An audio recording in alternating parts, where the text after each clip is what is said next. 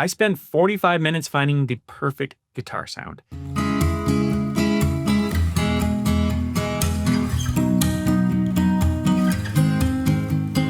And honestly, it sounds great. The problem though is the song didn't get any better because one of the biggest beginner mistakes is trying to make every single track sound good. And the worst part is you can spend hours wasting time doing that because songs don't care how impressive individual tracks are. Songs care how they make you feel. Okay, so let me show you something, and you've probably done this too. Here's me looking for a snare sound.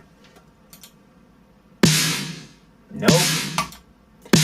Nope. Nope. Nope.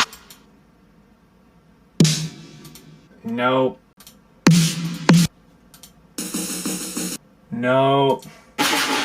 I'm still auditioning for drum sounds. You've made 47 decisions, but you still haven't figured out what role the drums are actually supposed to play. You're trying to solve the wrong problem here, and that's why you can spend hours working on a song and somehow just feel like you ended up exactly where you started. Remember, nobody is going to decide whether they love your song or not because of the snare, but a lot of producers spend hours acting like they do. Let's do a quick test here. Listen to this. Watching the world go by. Goodbye, goodbye, goodbye, goodbye. Now answer this. What compressor is on the vocal? What EQ is on the guitar? Or what reverb is on the snare? You probably have no idea, and neither do I, and I made this song. I don't even remember. But let me ask you this. How does the song make you feel? That's what people are going to remember. Not the compressor, not the EQ, not the plug-in chain, the feeling, which really raises an interesting question. If listeners remember the feeling, then what should we actually be focusing our time on? Here's where I think actually most beginners get stuck. Well, listen to this synth.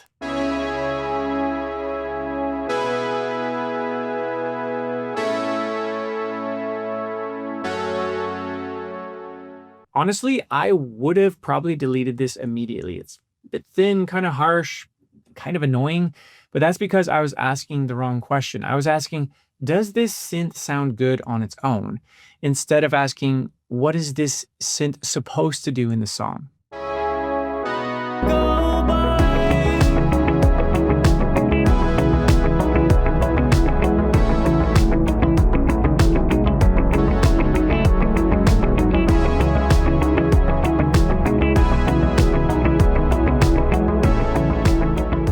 Turns out it wasn't actually supposed to sound amazing on its own. It was just there for the song to add movement. And it did that perfectly.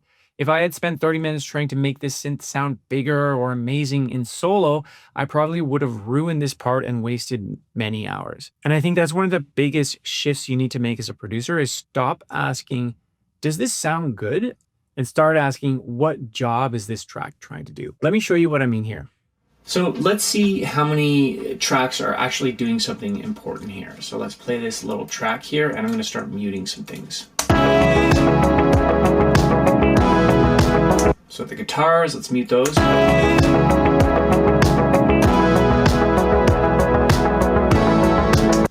Suddenly the song lost a bit of a groove, right? Let's mute the ARP.